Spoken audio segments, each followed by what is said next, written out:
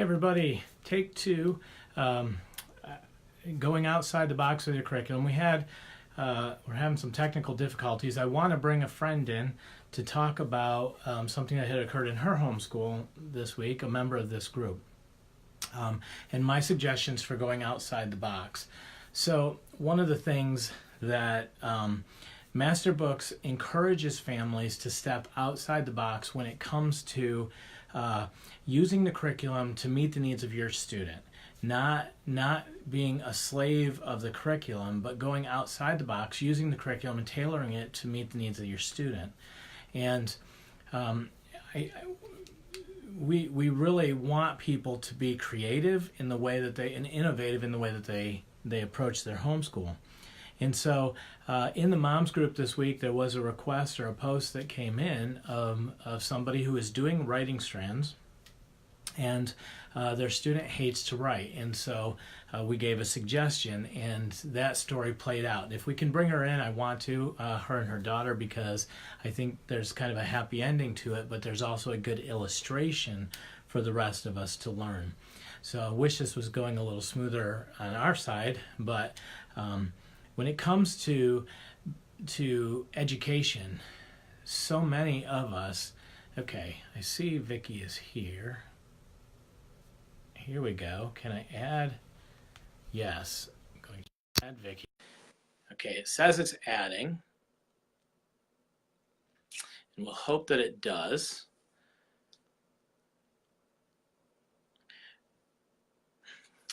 So, and when we look at education for our own lives, here we go.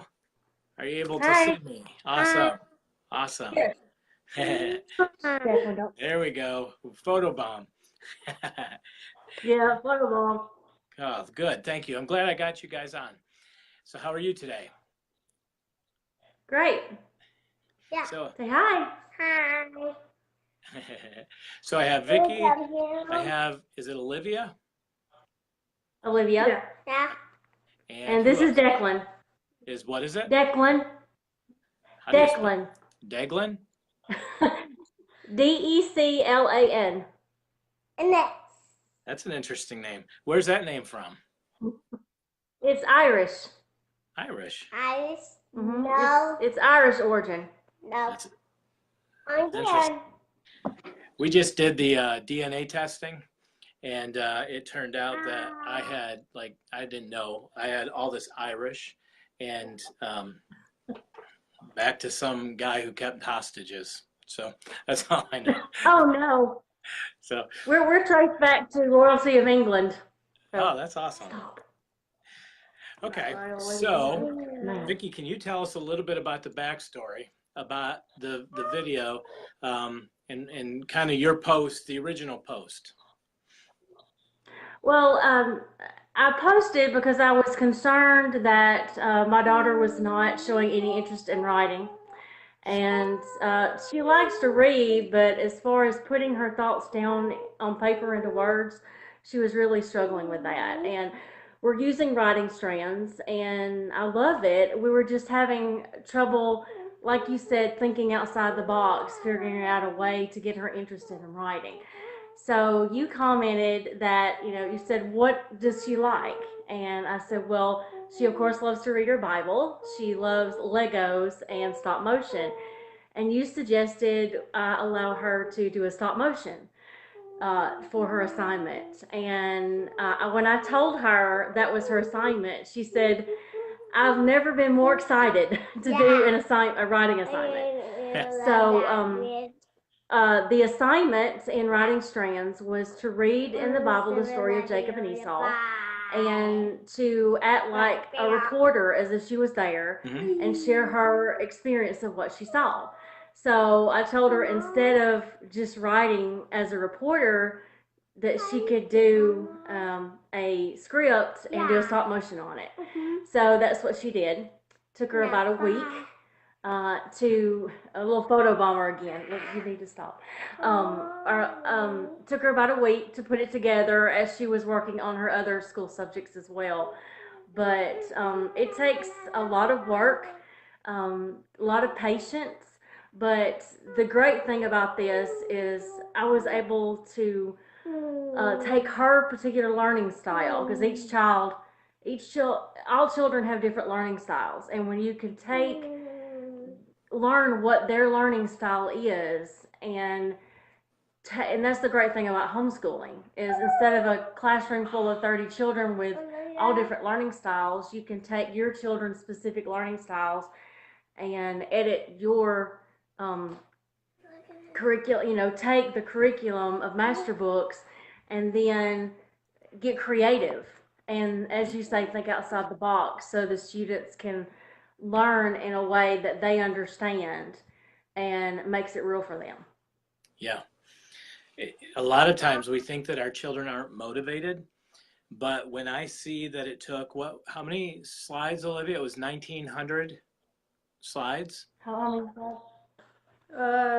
Like near 1,900, something like that. Yeah.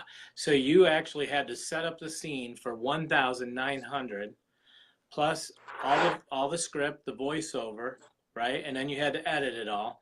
So I'm assuming that probably took you a lot of hours. It did. So it definitely isn't a question of motivation, because when you're motivated, you actually can do some pretty amazing things, right? Yeah. Well, one of the things I got to tell you, Olivia, my sons do the stop motion. I don't know that they have the patience to do 1,900 slides, so their videos are maybe a little choppier and a little quicker. But your video was incredible. Thanks. Congratulations on that. It's pretty neat to see. I think I wrote it down, but there's been, I think, 300 plus engagements on it, over 98 comments. When I do Facebook posts, that's a pretty engaged Facebook post. That means that people watched it, which is incredible. They commented on it or took time to like it, which from a marketing standpoint, that's pretty incredible. So you have a gift in that you were able to actually motivate people to participate in your story. That's pretty cool. So it's from a standpoint, Vicki, with the education side of wanting her to write and the frustration and tapping into it, it seems like wherever I saw also Olivia had built an abacus, which was pretty incredible. Yes. So yes, she did that. We did that in the math curriculum. Asked us. We're doing Principles of Mathematics 1. Yep. And it asked her to do an abacus, to build an abacus. And her father is an engineer, and he thought that was the coolest assignment ever. So he said, I want to do that one with her. So we found an old picture frame. Yeah. And got some wire and some beads and nails, and he built that with her, and just getting creative and participating with your kids, and real world stuff, showing them how just little things around the house and how they can use their interests and their talents to learn things, that it doesn't have to go based off of how it's always been done. It's okay to be creative, and it's okay to think of things outside of the box. And that's why we homeschool and our kids aren't in public school, because we want at least this one. She said at least that one, yeah. Because we want them to see that they're not little robots. Yeah. And, that we want them to learn real life skills, but in a way that can relate to them. Yeah. So when it comes to, Olivia, when it comes now to schooling, like writing Strands, do you see a benefit in learning writing Strands? Yeah, even though I'm not a big fan of writing, I do see it like it can help me with better story writing. Mm-hmm. Yeah. So in She marketing, wants to make this a career, and this is something that she wants to do as a career. Yeah. Do these videos and things like this, and do stop motion and videography and things like that. And this project has helped her see that, and I'm going to let her do stop motion in some of her other subjects as well, like world story, and help her to see that it can, her talents can translate into all of her subjects. Yeah. That it's not, it can't say, well, I hate that subject. How does that relate to me? How can I use that?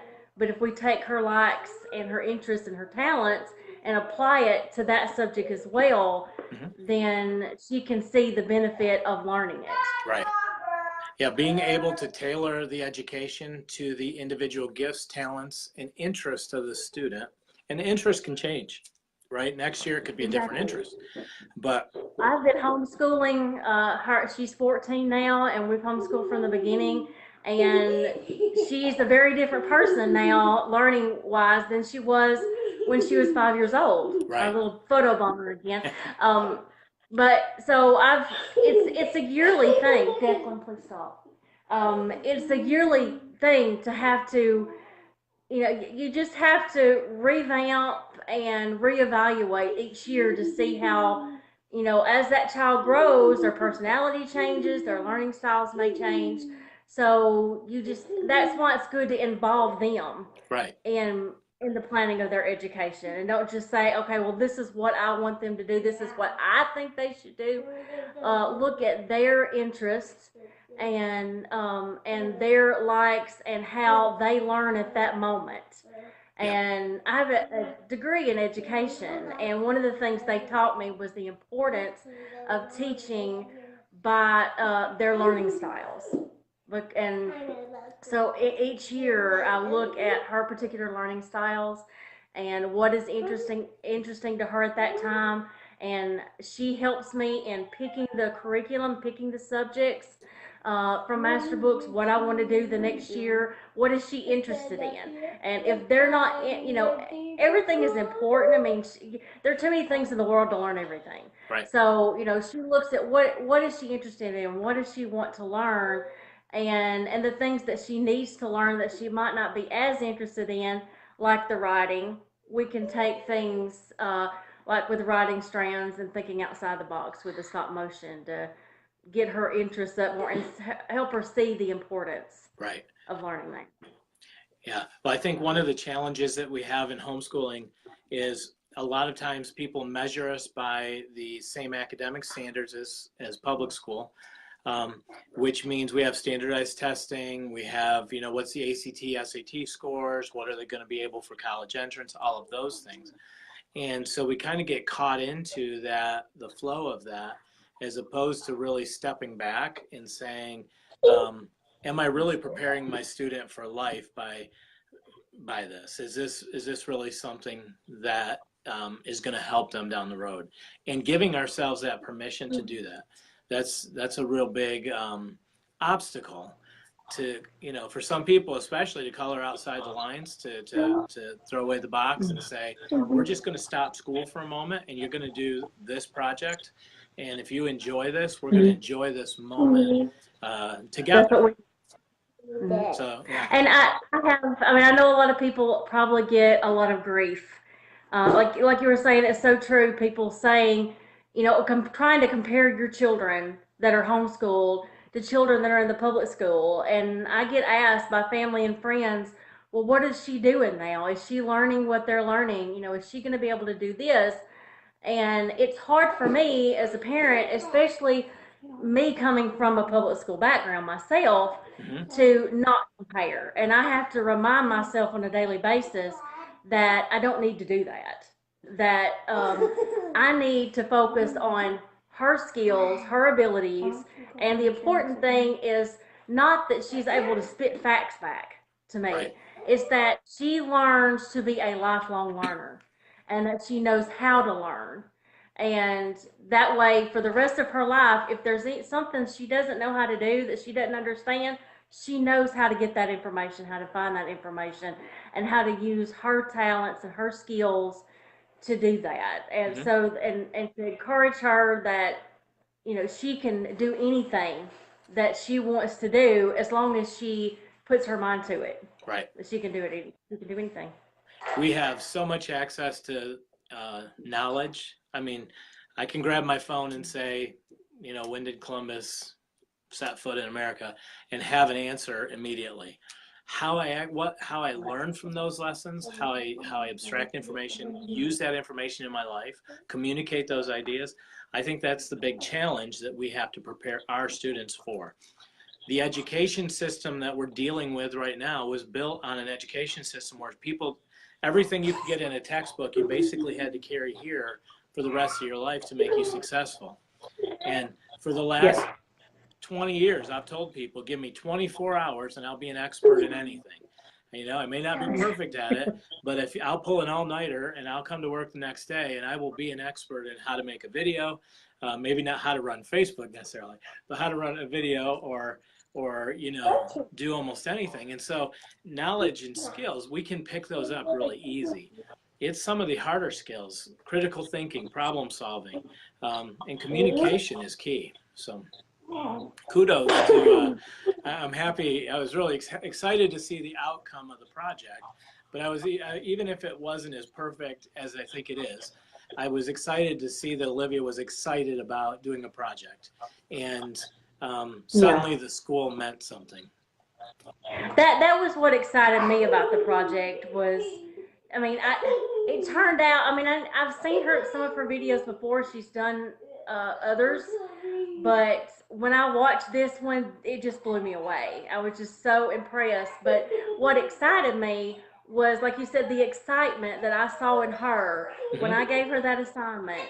And Declan, but I mean, it's the same thing with other subjects. I mean, she has said to me, why do we need to learn history? But being able to help her now with something like this, and she's I'm sorry, he's getting hyper.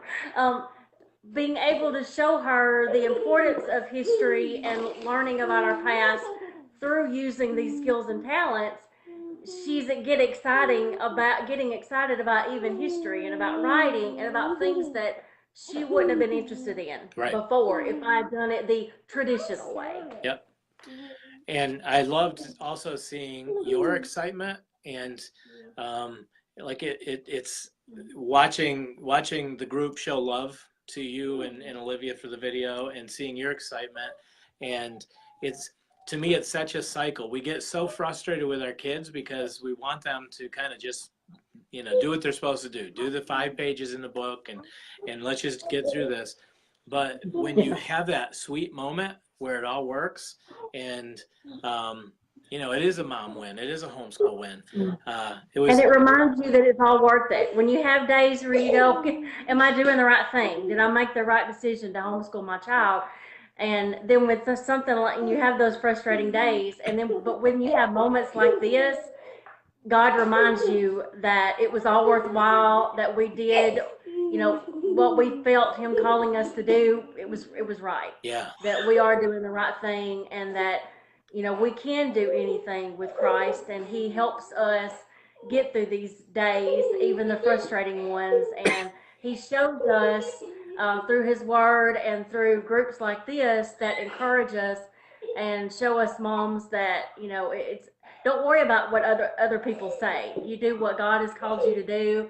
Encourage your child. Give them that encouragement and support that they need to see that they can do it. Right. And that not to let anything hold them back, whether it be disabilities or difficulty understanding things or lack of interest. There is a way to get through those things. Yeah, yeah. So Olivia, did you write the whole script? Like from beginning to end, was that all your ideas? Yeah. I mean, of course, I read in the Bible, like, where everything was said and, like, the time, so that way I wouldn't get anything mixed up or anything. Yeah. Try to make it as accurate and give information as much as I can. So you did a good job of telling the story, adding humor to it, keeping it interesting. Some of the cool little tricks that you did that helped keep us engaged in it. In marketing, words are so important because one word can take us someplace that we would never want to go, right? If I say cut something off, like when I do an ad for something, if I say take 50% off, that for a lot of people that means you're taking something from me, and it's not as positive as when I say save 50%. And in marketing, we're always having to choose our words real careful. Even on a website, if I have a website and I use one word wrong, the amount of people that will buy goes down significantly. And so the cool thing about writing Strands, and what I'd like to encourage you with, is to continue learning how to use your words, because the cool thing about writing Strands is it really does teach communication in a descriptive way. So it's almost a descriptive writing course. And as you do that and you learn to communicate, because I think you have a real gift at communication and the ability to share your ideas in a way that really influence people in a certain direction, I think you have a gift that way, and I would encourage you to continue learning from that standpoint, because the more you learn how to use your words to influence people, in just even in storytelling, it's so valuable, because you can begin to change the world around you just by telling stories creatively. So yeah, I'm excited for you guys. I thank you for participating with me today and sharing your story, sharing the video. I hope that that's an encouragement to others. They don't have to do the same. Stop motion animation is really cool, but there are so many ways that our kids can be interested. That's right. Find what it is that, that, like, this is her thing. Right. Legos and stop motion, this is her thing. But find that thing that your kids are passionate about. And one thing I always say is find something you love and make a career out of it. Make revolve, learn based on what, try to connect that in some way. So find what it is that your kids love, what your kids are good at, and take the curriculum and try to use that your kids have to give them that push. Yep. One of my sons, he just loved being hands-on. He loved being dirty, and so we would go on Craigslist and we would go find lawnmowers and snow blowers and weed blowers and you name it. And I would take him all over the country. He would call the owner. He would negotiate a price. We'd go pick it up. He'd bring it home. He'd tear it all apart, rebuild it, paint it, tune it up, and then sell it again. And he was making really good money on it. And he was smart enough that he could have done anything he wanted to, very much like Olivia. But once he found an interest and a passion, it became part of, that's who that kid was. And it was worth all those journeys, through the back roads to buy a snowblower that he could refurb and put out. But once he got that, now today he's in manufacturing and they're training him, and he just loves it. He loves what he does, and it's not me, right? I think it's important that we educate the kid we have, not the kid we wish we had. Right. So I wanted him to enjoy marketing. He enjoyed being dirty. That wasn't, I don't like dirty nails. He does, and so I had to embrace that. Same with hunting. With her, we have to look at, I have 3 children, and they're all very, very different. Yes. So we have to look at, what is it? My 12-year-old son is very active, very outgoing. He's sports, and he's got a little calculator in his brain. He thinks math, but she's more of a hands-on tactile learner. So, some people are auditory learners, some people are tactile, some people, are visual, some people are more into, writing, some people want to be more in the background like her. She would rather, like the stop motion, be working by herself in a dark room, putting all that stuff together than to be out in front of everybody. But, you find that thing that they love, and it could just make the whole difference in their education, in helping them see when that each of those subjects are, how important they are. Yes. in learning. If you can help them see that through what they love. Yeah. Connect them somehow, and it helps them come to life. for the kids. And sometimes I don't even know if they need to see it. If we're coaching them, if we just get them in the right direction, then we can continue feeding it. So, because sometimes the kids will grab it right away, and then other times it almost just takes, it's just going to naturally flow more organically. But and then and another thing that is encouraging moms is to I have a tendency to get frustrated a lot at myself, thinking I'm not doing enough.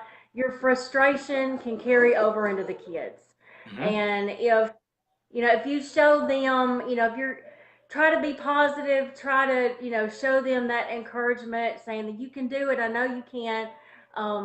If they see you excited about it and are encouraging, then it's going to help them to not give up as quickly. Them to see that they can really do it. But if we're negative, and I mean it's great. I go on this group.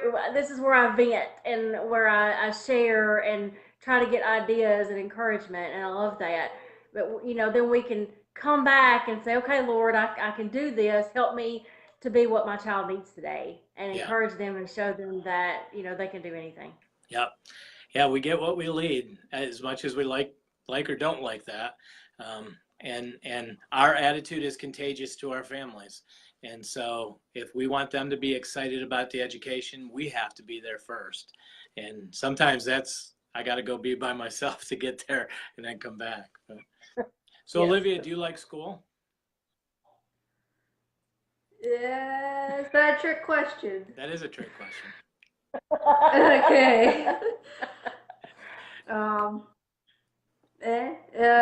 Somewhere in the middle. Like, it can be fun at times, but other times I wish I was just doing stop motion.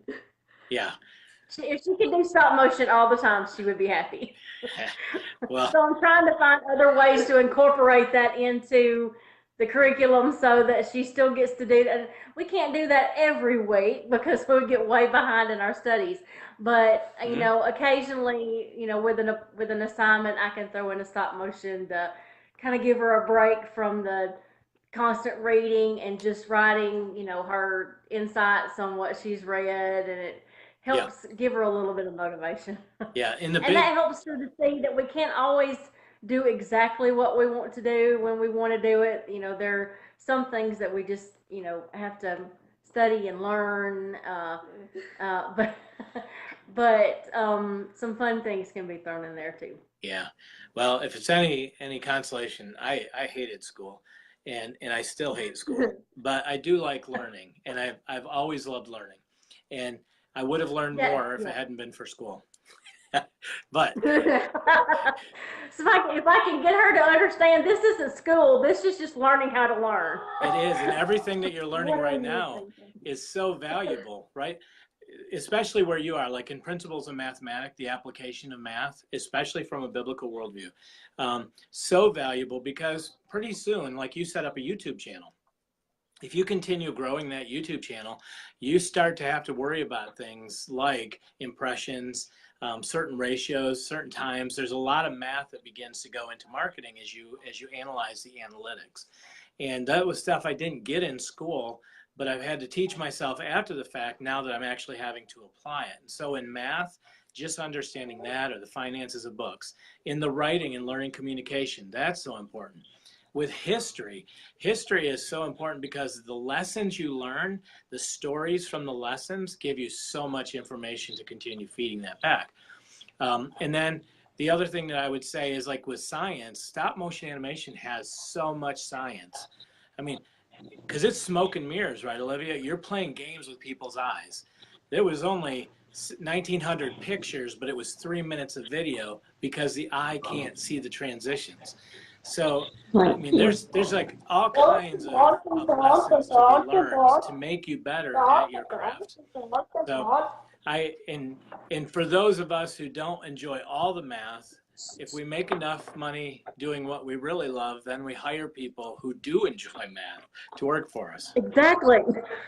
Yeah, because she does not like, writing and math are her two subjects that she doesn't really care much about. So it's helping her, for me to be able to, principles of mathematics, we struggle with word problems Yep. with her. So we're starting to get her to maybe, because she's visual and tactile, try to get her maybe to draw out the problem in picture form, so Yes. she can see it better. So just finding those little tricks. If one thing doesn't work, try something else. Yes. If they're not understanding it, and don't feel that you have to. We're homeschooling. We're not on a certain time frame like the public schools are. So if it takes a little bit longer for them to get it, that's okay. It's better to take that time. They really to rush to say, "Oh, we did it. We got it done," and then they really didn't learn anything. Right. Right. But Yeah. science she loves. We can't wait to do survey of astronomy. We can't wait. She loves science. The survey of astronomy is something she can't wait to do. Yeah, that's an awesome course. Well, in communication, even in the math and word problems, well, you think you're learning math, you're actually learning critical thinking skills. And have you ever watched a movie where you thought, wow, the writers of that must be amazing. Like, how did they even think of all of this to come together that way? That ability for the brain to think outside the box like it does, that's what math problems really do help us.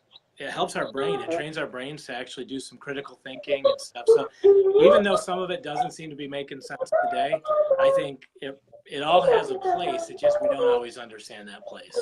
So, yeah, that's why I told her the importance of word problems, that in real life, you're not going to be given 38 divided by 5. Right. You're going to be given this real world problem, and you've got to sit down, and life is word problems. Yep. So, I'm sorry, honey, it is.